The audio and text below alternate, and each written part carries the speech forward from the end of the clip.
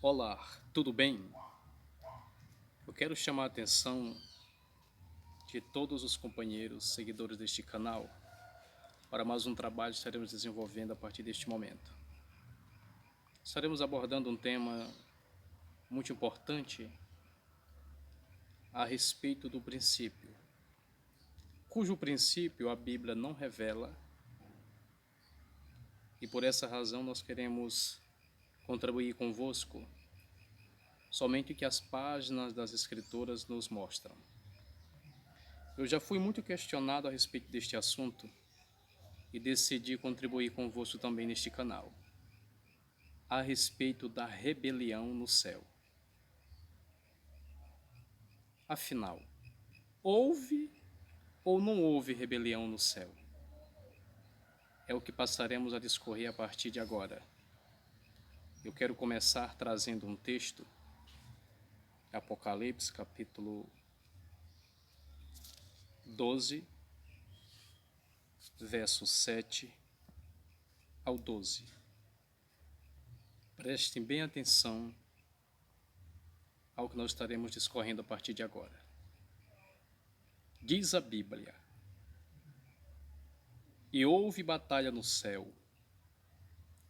Miguel e os seus anjos batalhavam contra o dragão, e batalhavam o dragão e os seus anjos, mas não prevaleceram, nem mais o seu lugar se achou nos céus. E foi precipitado o grande dragão, a antiga serpente, chamada o Diabo e Satanás, que engana todo mundo.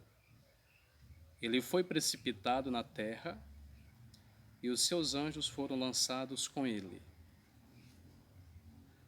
E ouvi uma grande voz no céu que dizia: Agora chegada está a salvação e a força, e o reino do nosso Deus, e o poder do seu Cristo. Porque já o acusador de nossos irmãos é derribado, o qual diante do nosso Deus os acusava de dia e de noite. Eles o venceram pelo sangue do Cordeiro e pela palavra do seu testemunho, e não amaram a sua vida até a morte. Pelo que alegrai-vos, ó céus, e vós que neles habitais. Ai dos que habitam na terra e no mar, porque o diabo desceu a vós, e tem grande ira, sabendo que já tem pouco tempo. Muito bem. Quando as pessoas deparam diante deste texto, a primeira coisa que elas fazem é uma frase, ou usam uma frase afirmativa, no pretérito mais que perfeito na condição deles. Porém, eu quero fazê-los entender com precisão a respeito deste assunto. Nós estamos lendo aqui o versículo 7, ele começa dizendo: E houve batalha no céu. E aí, houve ou não houve? As pessoas devem estar se perguntando agora. Houve, a Bíblia está dizendo. Porém, eu vos digo, nunca houve batalha no céu. E aí você pode me perguntar: mas você acabou de ler. É exatamente por isso que eu quero que todos possam compreender agora o que de fato a Bíblia está falando. Considere o seguinte: o apóstolo João, ele está recebendo uma visão. E por ele estar recebendo essa visão, ele fala no presente da revelação. E houve batalha no céu. Mas o que João está tentando mostrar é que no momento que ele fala, ele está recebendo uma visão. Nessa visão, João contempla uma batalha, com todos os seus eventos, notório conforme as Escrituras declaram. João não está dizendo que aconteceu no princípio uma batalha nos céus. João está mostrando, dentro de uma visão escatológica, uma visão futurística, que haveria esta batalha. Essa é a visão, é a interpretação assertiva. É porque no momento em que ele recebe a visão, ele está passando aos leitores que ele teve. É como se ele estivesse dizendo: eu tive uma visão e nessa visão aconteceu uma batalha. E quem lê agora está pensando que de fato esta batalha já aconteceu. Queridos, o nosso Deus nunca guerreou contra Satanás. Eu quero que entendeis dentro deste contexto, certo? Então, o que João está passando é uma visão futura. E por ele estar tendo essa visão, ele fala dessa forma. É como se você tivesse um sonho e acordasse pela manhã e dissesse assim: eu sonhei, porque você quem teve o sonho. Então João está tendo essa visão que aconteceria essa batalha. Essa batalha é uma única batalha que se dará no final dos séculos. Quando tudo der cumprimento. Aí vocês vão ver nos versículos posteriores que ele foi precipitado por terra. Os versículos seguintes vão mostrar que por ele ser precipitado na terra, um pequeno tempo somente resta, que é a segunda parte final da tribulação. Isso fica claro quando você para a refletir sobre o seguinte ponto. É inerte pensar que no céu há rebelião. Nunca houve e nunca haverá rebelião no céu. Mas as pessoas tentam aparelhar uma doutrina inexistente, pegando textos comparativos de parábolas e de algumas metáforas, tais como nós vamos mostrar em instantes, ao passo que formos descorrendo este texto. Então vamos compreender o seguinte. Daniel, mais precisamente, o capítulo de número 10, Daniel narra um outro fato histórico e que de fato aconteceu. E talvez as pessoas tentem aparelhar essa passagem exclusiva de Daniel com Apocalipse capítulo 12. O capítulo 10 de Ezequiel, versículo de número 12 ao 14, diz assim: Então me disse, não temas, Daniel, porque desde o primeiro dia em que aplicaste o teu coração a compreender e a humilhar-te perante o teu Deus, são ouvidas as tuas palavras, e eu vim por causa das tuas palavras. Mas o príncipe do reino da Pérsia se pôs defronte de mim 21 dias. E eis que Miguel, um dos primeiros príncipes, veio para ajudar-me. E eu fiquei ali com os reis da Pérsia. Agora vim para fazer-te entender o que há de acontecer ao teu povo nos derradeiros dias, porque a visão ainda é para muitos dias. Verso 20 a 21. E disse, sabes por que eu vim a ti? Eu tornarei a pelejar contra o príncipe dos persas. E saindo eu, eis que virá o príncipe da Grécia. Mas eu te declarei o que está escrito na escritura da verdade. e ninguém há que se esforce comigo contra aqueles, a não ser Miguel, vosso príncipe. Agora venho para cá. Certamente Gabriel, por ser um anjo mensageiro, é enviado a Daniel. Daniel, ele ora durante 3 semanas, 21 dias, clamando a Deus, porque ele queria conhecer os mistérios, e ele fez esta oração durante 21 dias. Quando a resposta da oração chega, o anjo se apresenta para Daniel e revela que houve uma grande peleja. Ele, desde o primeiro dia em que aplicou seu coração a conhecer e a entender as grandezas de Deus, foram ouvidas as orações de Daniel. Porém, a Bíblia revela, usa uma metáfora, uma parábola aqui a respeito do rei da Pérsia, que representava, aqui nesta visão, entidades malignas, potestades celestiais, nas regiões celestes, dominações. Principados de demônios se manifestam contra o anjo, a fim de que ele não trouxesse a resposta a Daniel. Aqui o anjo revela que ele não pôde resistir enquanto Miguel, anjo guerreiro, não viesse a ajudá-lo.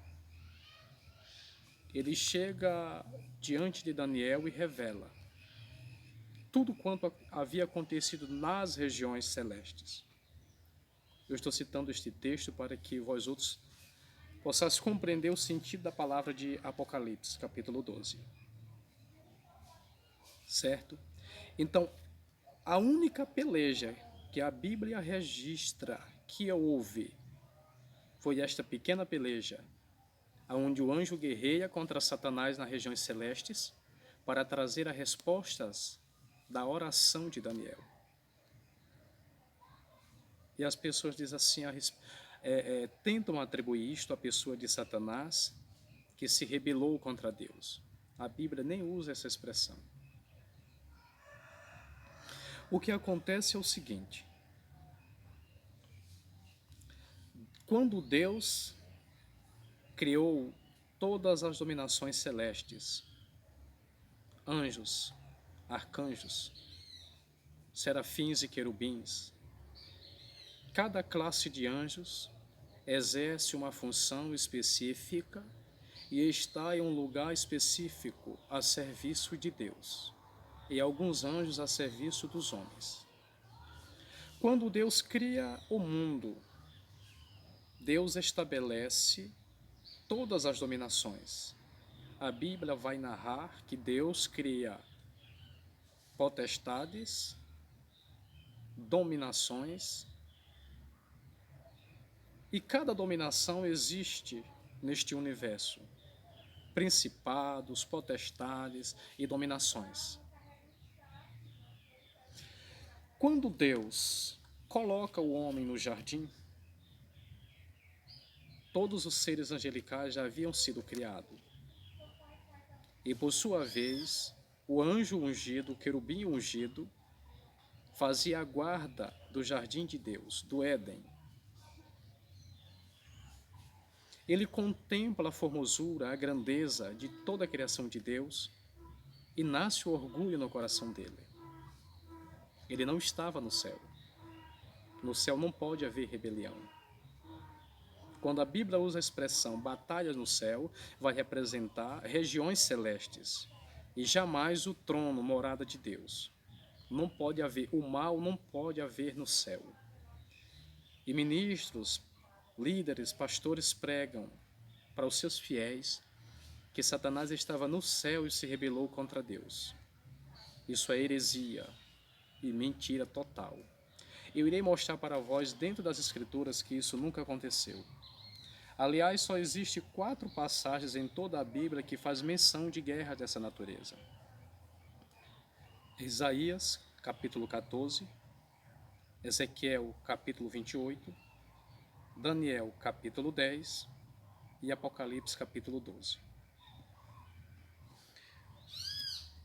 Eu vou ler mais um capítulo aqui em Daniel, capítulo 12, também, versículo de número 1 ao 4. E naquele tempo se levantará Miguel, o grande príncipe, que se levanta pelo seio do teu povo. E haverá um tempo de angústia, qual nunca houve desde que houve nação até aquele tempo. Mas naquele tempo livrar-se-á o teu povo todo aquele que se achar escrito no livro. E muitos dos que dormem no pó da terra ressuscitarão, uns para a vida eterna, outros para a vergonha e desprezo eterno. Os entendidos, pois, resplandecerão como o resplendor do firmamento, e os que a muitos ensinam a justiça refugirão como as estrelas sempre e eternamente. E tu, Daniel, fecha estas palavras e sela este livro até o fim do tempo. Muitos correrão de uma parte para outra, e a ciência se multiplicará. Versículo 8 e 9. Eu, pois, ouvi, mas não entendi. Por isso eu disse, Senhor meu, qual será o fim dessas coisas? E ele disse, vai, Daniel, porque estas palavras estão fechadas e seladas até o tempo do fim. Esse era o propósito do pedido da oração de Daniel, entender grandezas profundas. Eu posso acreditar que houve uma preocupação no coração de Deus a respeito do seu servo que desejava conhecer.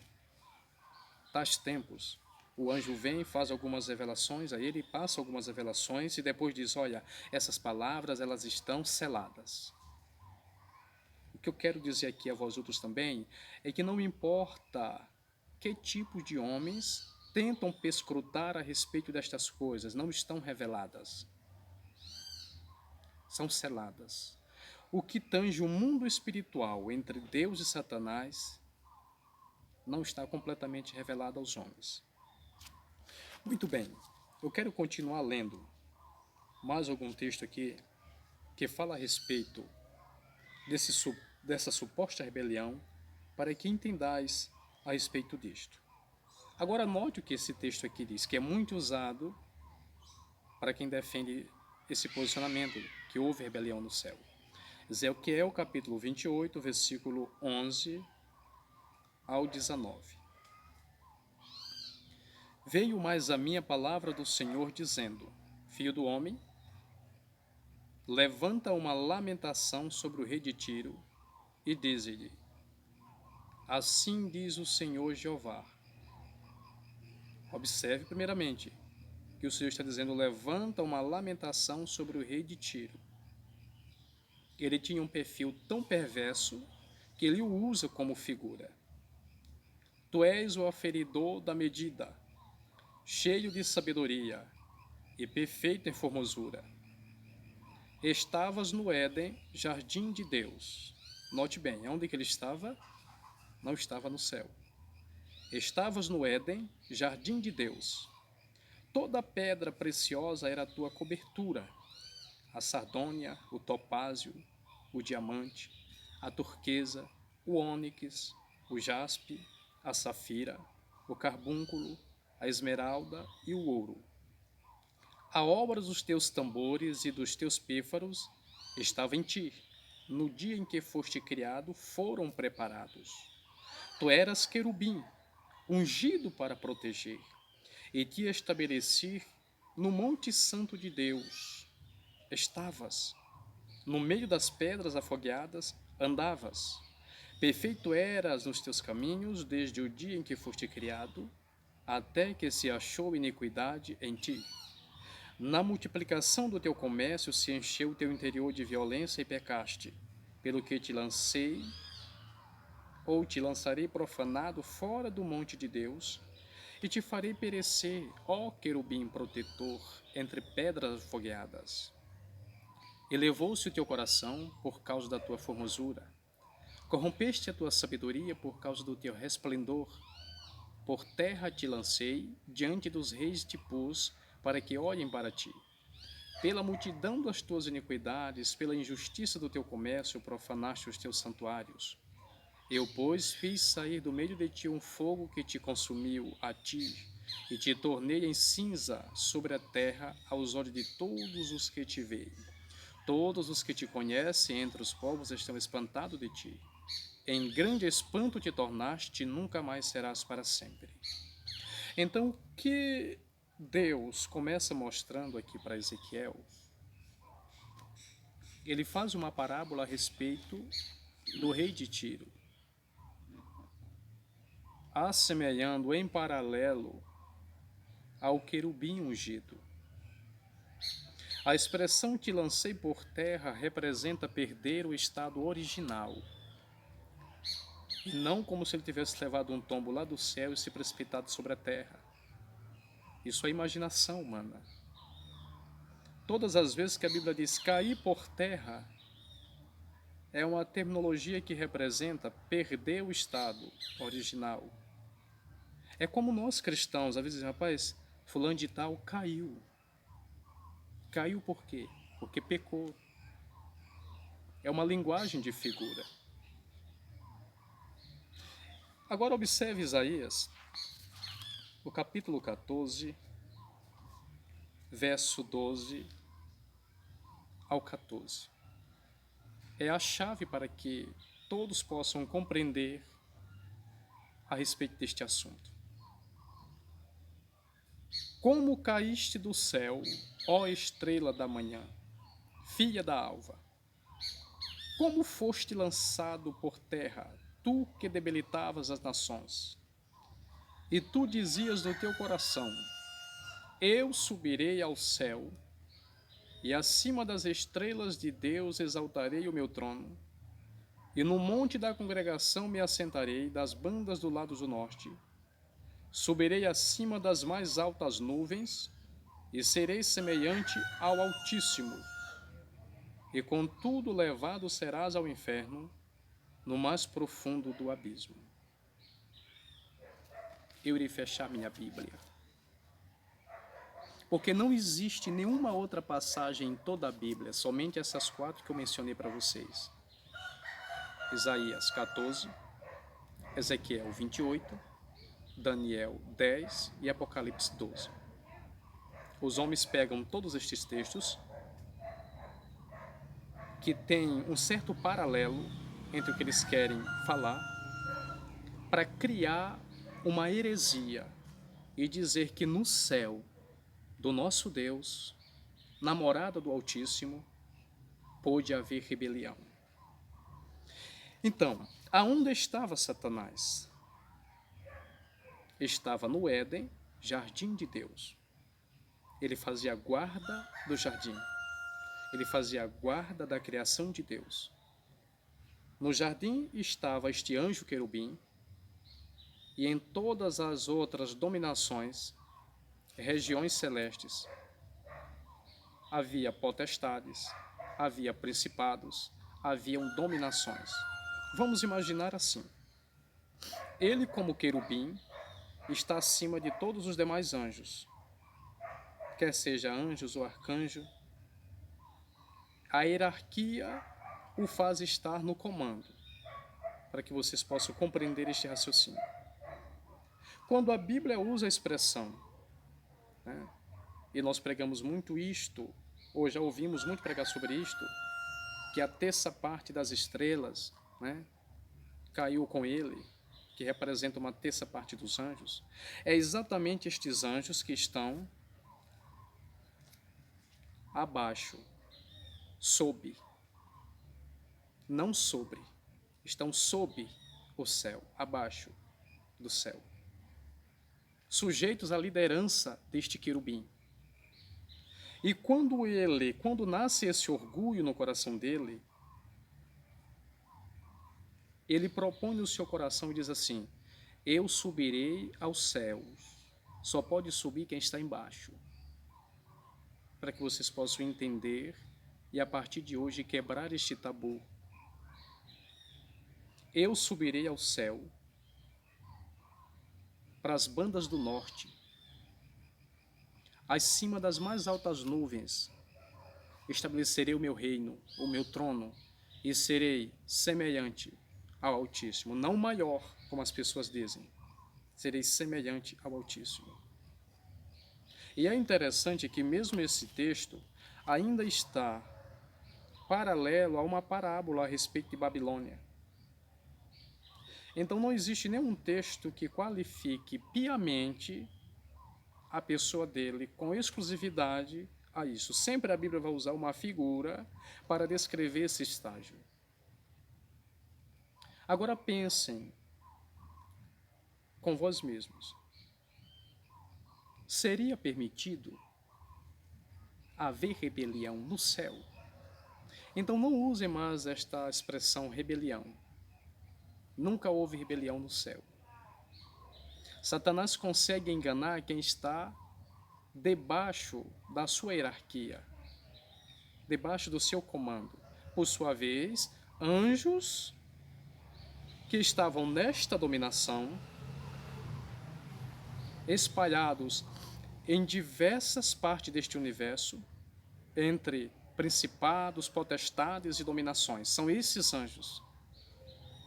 Mas os anjos que estão no céu, trono e morada de Deus, não podem ser enganados pelo maligno. E nem tampouco lá existe o que nós temos aqui de livre-arbítrio. Não que eles sejam obrigados a servir a Deus, mas eles estão debaixo de uma ordem exclusiva para aquele fim. Então é muito herege, irmãos, nós pegarmos a Bíblia. Eu acho, o que me contrista é que tantos homens, em tantas décadas, pregam isto, sem ter o senso de respeito pelas verdades das Escrituras.